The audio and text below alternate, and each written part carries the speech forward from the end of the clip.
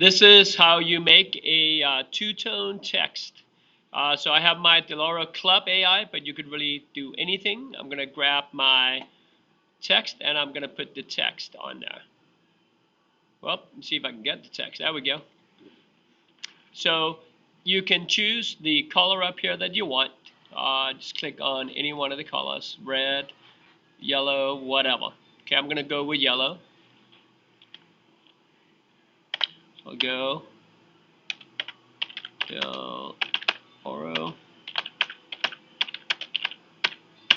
If I want it bigger, as always, just go Edit, Free Transform, and make it as big as you want. Bam. Once I have it how I want it, I just click on the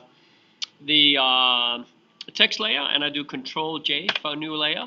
And then as soon as it comes up, now I change the color on that layer. So maybe I want the outside of it to be orange. Bam. Okay. So now you can see I have two layers, but it looks like I have one because they're outside each other. If I use the Move tool, see I can move one of them around. Bam. I can also use my keys on the keyboard for like delicate movements. You just move one of them a little bit outside the other one. So now you have that two-tone text. Bam. So that's how you make a two-tone text.